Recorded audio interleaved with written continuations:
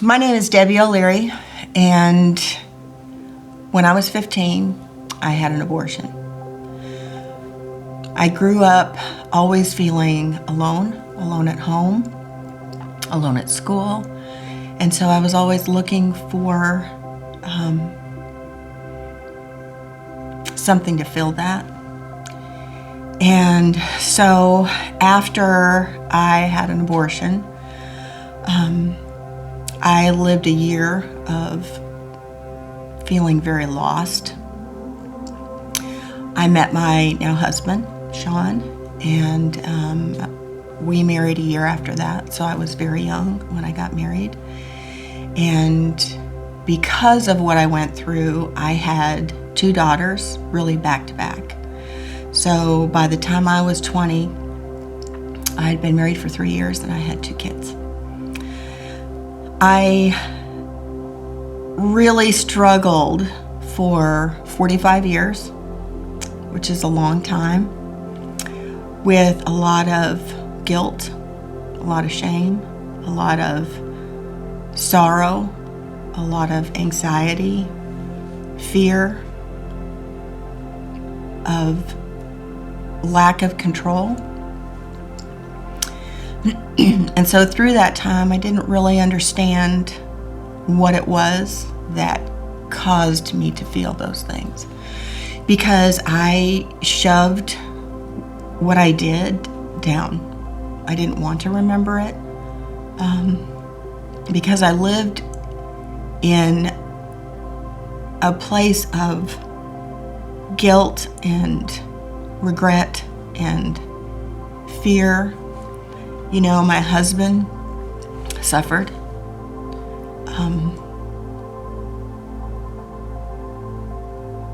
Because at times I was so consumed with what was happening with me that I was not a good wife. And, you know, with my daughters, it was kind of the same thing. I did not want anything to happen to them, and so I was not just a helicopter mom, I was a controlling mom. I was always trying to fix things, to fix our family, to be the way I thought it should be, when my view of everything was extremely skewed.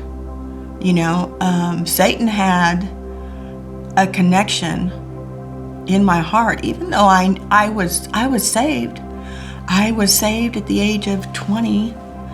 I knew Jesus forgave me of that. I am totally convinced. That was never a question. But there was still a tie with Satan because of what I had done, and he knew how to keep me down with fear and regret and shame and guilt. And I didn't really understand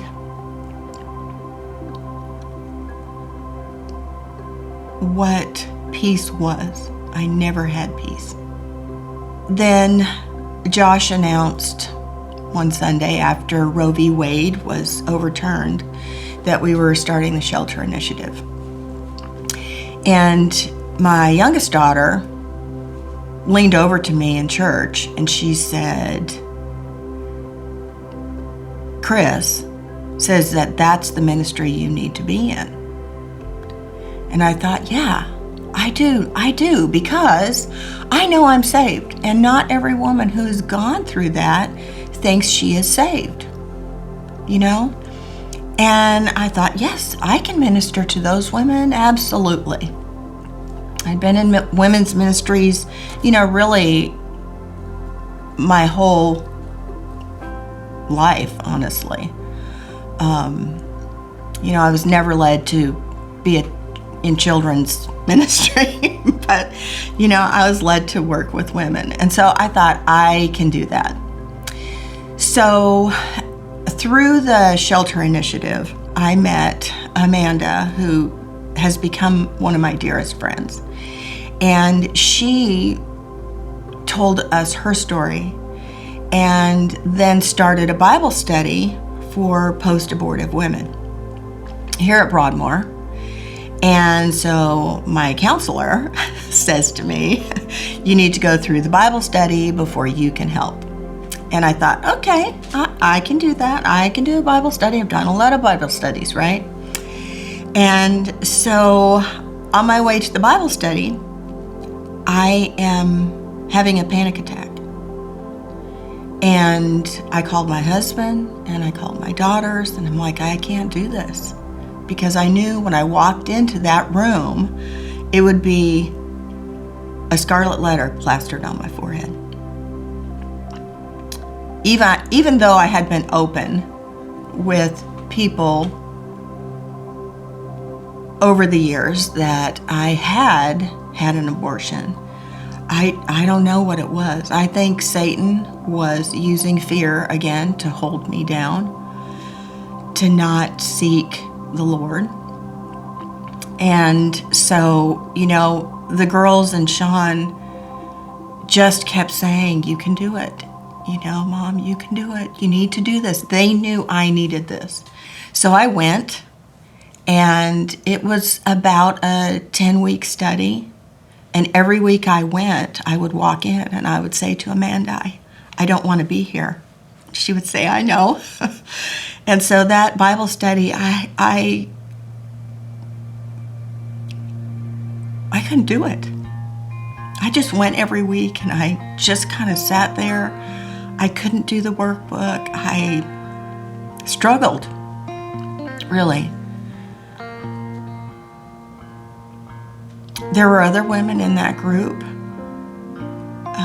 who were struggling, and I felt a heart to help them, but it was, my counselor was right. I needed this.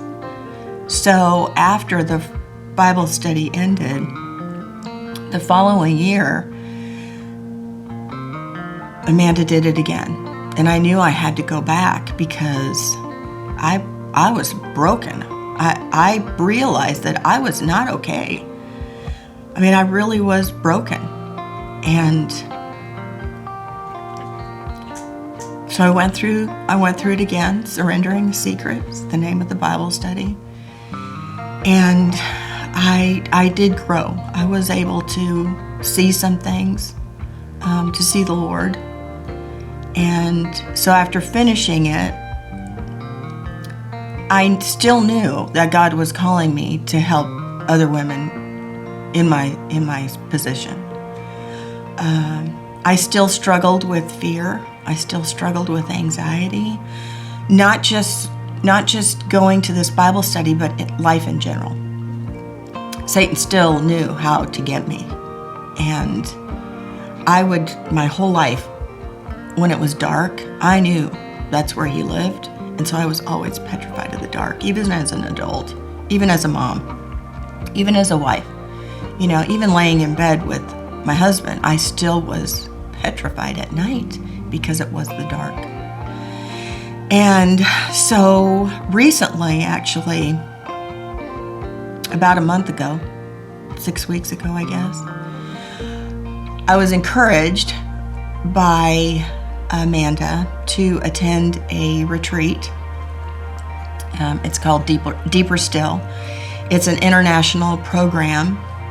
I actually had been signed up to go last year twice, and I backed out. Because again, I would be walking into a place with people I didn't know, with the tattoo on my forehead of what I had done.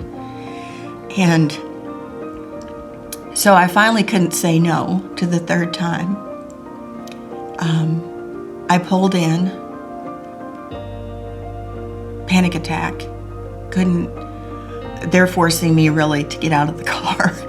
As I think about it now, I can't imagine what they thought, because I'm sure it was written all over my face that I did not want to be there, and I was petrified. And so I walked in, and Amanda was there, and she said to me, Debbie, this is going to be really hard, but I need you to trust the process. Because you will come out on the other side. And it was the hardest thing I've ever done. And I realized really how broken I was. Even though I knew the Lord, even though I knew He's forgiven me, that He's forgiven me all of my sin, I was still broken. And in some ways I didn't really understand that. Because, we've moved around a lot. My husband was military. We've attended a lot of different churches. And, everyone who I was always around were older than I was, had been Christians longer. I would look at their life thinking that, they knew the Lord more than I did. Like, I always felt so distant from Him. Sometimes I felt like my prayers hit the ceiling. Like I struggled with that. And so during this retreat,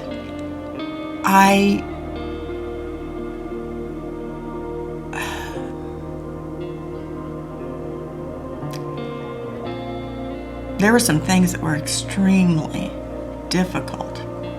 I didn't think I could do it. But the women who were there, there were 2 to 3 women who were there on staff, working with each one of us that were post-abortive. There were women around the world praying for us that whole weekend. And that's where I really, for the first time in my life, felt God, felt Father. And they helped me to see that Satan did not have to be poking me away from God. And they prayed with me. And I felt that connection being severed. And I am no longer attacked by him. There is no spiritual warfare happening in my life. It's a miracle. I'm no longer afraid of the dark. I'm no longer afraid of being alone. My prayers no longer hit the ceiling. I no longer am attacked. I'm no longer feeling the spiritual warfare happening around me.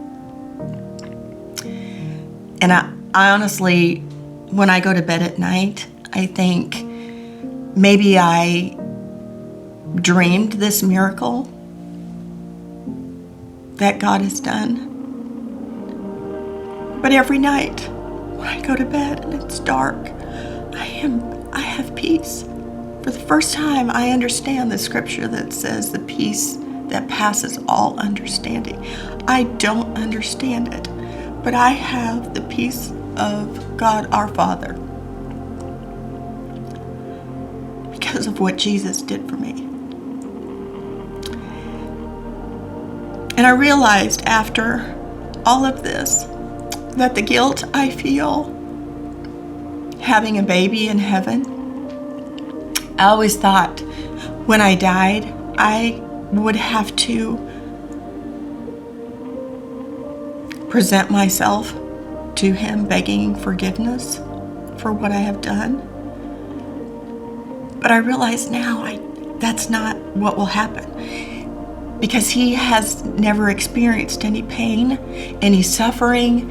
He does not feel sad because there's no pain, there's no suffering, there's no sadness in heaven. I do not have to ask forgiveness because when I enter heaven, all of that will be gone. I won't feel sad. I won't have to beg forgiveness because God has covered all of that. Jesus already did that. So today, I'm here because I do want to help women feel that miracle, that freedom that God can do in your life to bind Satan not to attack you anymore. And that you don't have to live in that place of guilt and shame and aloneness and fear and anxiety. You know, He has us. He knows it all. I'm 63 years old. I've lived 45 years plus since this happened to me. And sometimes I think about regretfully, the suffering the people around me experienced, not knowing why I had such fear and anxiety and all of that. And I had a thought recently that Lord still has me here. And even at 63, I can make a difference in their life, and I can show them God's grace, His forgiveness, and the miracle that He's done in me to give them a better me until the Lord calls me home.